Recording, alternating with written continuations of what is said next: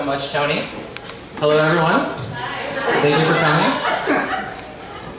Okay, so I'm going to read from a piece called Four Journeys and What Came of Them. And I'm going to read 3 parts of it. For various weird reasons, they're not titled in the story, but the pieces are called The Parliament of Trees, The Land of Birds, and The Tale of the Celebrant and the Mapmaker. Oh my god, how do I read with this? Okay. There's a story I've been meaning to tell, says the sinner. A man is walking in a dark wood, and eventually he comes to a tree. In the bark is a woman's face, and she is very beautiful, though she is not beautiful. But it is a dry land, and there is no river, and he would like to drink the water of a river, or he would like to drown himself. The man says, I want to be like you. I have come thousands of miles to be like you. And so the woman opens the man's face and places a seed behind his eyes. And soon after, the seed sprouts so that branches thrust out behind his eyelids and through his nostrils and the caverns of his ear and the womb of his skull. And roots wind down through his esophagus and all through his guts and down to the tips of his fingers when he kneels to touch the ground. And then he would like to look up, but realizes he cannot. So widely spread are his branches. I thirst, he says. What are we to do without rain? It is for nothing, she replies. Many years I have waited for rain and received only a man. And it is true, all that time, they were dog faces, and the children were playing in the streets, and the children were playing terrible games in the streets. And why is it, the madman sometimes asks, that devils only fall sideways? For truth, say the children, and one exclaims, we are part of something, all of us. And another replies, I am part of nothingness. I am only nothingness. We are worms. Balance, says the snake, not unity of parts. I want to make something that is everything at once, says the woodcarver, and I want it to die. I want it to be time and life and history, and I want it to die. I want to feed myself to the snake. I want to peel open my face, says the performer, and become a woman. And beneath all faces is a multiplicity of faces, and in our eyes are pools of unfathomable light. And why is it that when you speak, we are only listening? I never meant to cry out in the dark, I only cared to fall into silence. And it was a long life and a terrible game, and I never thought the quiet times and the fair faces. We are not faces, and it is not true. It's merciless, says the clown. You were a dog fucker, and you've always been a dog fucker. And you fuck clowns, and you fuck lampposts, and you fuck the silence, and you fuck history, and you fuck trees. And where did you walk last year in that dreadful season that went on for longer than any wood can bear, when you passed through so many forests and thought, no, not yet. These are not my trees. These are not my lights. I would have created stars if only I had known, says the bird. I would not have severed my own wings. I would not have peeled open the firelight. And it is not true. You are not watching, and they are not this irrevocable future. It is not enough to tell stories, says the novel. You must become a story. Your body folded open in the wind, your thoughts folded open in the wind, your memories folded open in the wind. You go down into the old country, says the mendicant, amongst the dead horses, and you will meet their eyes. And it will be a long journey, but not an unpleasant one. And you will walk for many years amongst the horses, and you will come to know them as you do not know yourself. It is untrue. We were not gods once, and you were in terror of the thought. And whole lives went by, and you were in terror of the thought. And what is that sound that rises up when the dogs go silent? What is that breath that follows when you are in terror of the thought? And what is that hesitance that follows when you are in terror of the thought? And what is that uncertainty that follows when you are in terror of the thought? And cold blast presses up behind your eyes and dark water unfurls in your mouth. It is only what it appears to be, says the artisan. It is only that feeling of being defeated. All these years it has been the same, and you were in terror of the thought. This is how we go on journeys, says the artificer. Months pass, and at great lengths we come to the ocean. This place has been spoken of in many old books, though we do not read them. Within it reside many dreadful creatures, and those you may see. You look out onto the water and think, now I know death, how it is sinuous, and how it is a companion along all journeys, and how my journey is no different than any other, save that I am the one making it. And why is it, you ask, that for that reason it seems so significant? Why is it that everything you touch seems alive, and everything you feel seems immediate, and everything you experience seems real? and every pain you encounter seems endless, and every pain you encounter seems endless, and every pain you encounter seems endless, and every day you pass seems infinite, and every meal you eat seems precious, and every star you see is treacherous, and every journey you take seems significant. Why is this? I understand, says the traveler. Here is another story worth telling. Once, I came into a country where all the children grew into birds. It was an old country and a proud one, as would we all be, I suppose, if we were to grow wings. I stayed for some time in this country, and though I never became familiar with it, I have taken these things away with me. First, the sight of a small child leaping from the cliffs and rising into the sky. Second, the sight of a small child capturing a squirrel in her mouth and tearing the thing to pieces. Their teeth were not like beaks, but they were similar enough. They liked rabbits best, though when times became scarce they would settle for worms. I have never seen such joyful children. Third, I told them that I was a woman on a journey, and they told me they did not care to make journeys. It is all the same from above, I was told. Look, how with time all sights become more familiar, as with the accumulation of the days we become accustomed to a place. We draw maps.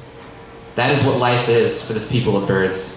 And perhaps it was true, I replied, or true enough, for on occasion I wearied of motion. How one face seemed no different from any other, and all countries became the same country. For no matter how far I traveled, I always took myself with me. And that is the journey I've always wanted to make. The journey in which I myself do not follow. The journey in which I escape myself. In that case, they replied, you ought to go to the old mountains. There is a place in those mountains where the silence does not end. There is a place in those mountains where the ice does not melt. And if you follow long enough, you will come to the country of dead horses, and there you will have a new life. It will last for many years, and it will seem endless, though it is not. And it will seem dreamlike, though it will never be a dream. Know now, do not touch the horses or look upon them too long. Merely listen as they speak. There they talk of the land of old bones and how they will never return, though it is their home, and how they fear the sun. They would call it unforgiving, not its color or its light, but its permanence. Do you feel terror at the notion of celestial bodies? Do you not know fear? 1,000 years in silence, in cool silence, and there you will become what you have always been. Not a body drifting out in silence, but a corpse drifting through space. Your face presses against the moon, and you are unraveled. Your eyes turn towards nothingness, but still they see. And there is something incomprehensible in it all, in this universe of terrible gravity, how despite the passing of time, one instant seems always the same. That is the perpetual failing of the present, endlessly imminent, endlessly passing away. That is why no horse is eternal, how none of us shall wander endlessly, regardless of our destination. That is why I am a bird, and why even the landscape seems treacherous to me. That is why I have chosen to tell stories. That is why I fear poison and the thought of being alone. It is no easy thing to be alone in a room with oneself, to think of the future and to know fear, to think of the present and to know fear, to think of the past and to know regret. I thought I would like to write a book, says the Birdman, but there is always more to say, and I am terrified by the flaws inherent in all things, and how to exist is to be unnatural, to be transitory. That is why it pleases me to know that even trees die. That is why it pleases me to see the murder of small animals. That is why I tell my stories. And will you remember to travelers? And will you remember me then, when you have gone beyond the mountains and beyond even the ice? Years from now, when you speak to your lover, thinking, this moment exists, this moment is true in time. Will you think of me then? And will you think of me when you look upon landscapes that I have never seen? And will you think of me after fucking? And will you remember me sometimes when you lay at bed at night and time passes quicker than it seems but still not quickly enough? And will you think of me when you are in crowds and would like to imagine all these people around you have a story? Will you think of me when you fall from horses? Will you think of me while drowning? Will I think of myself? Where will I be so many years from now? Will I wander alone through this very countryside whose hills have become imaginary beyond the sheen of the years? Will I wander in company amongst the horses? Will I sit alone, telling stories? Or, in those long, quiet moments, will I think occasionally of you and know that none of these things have come to pass?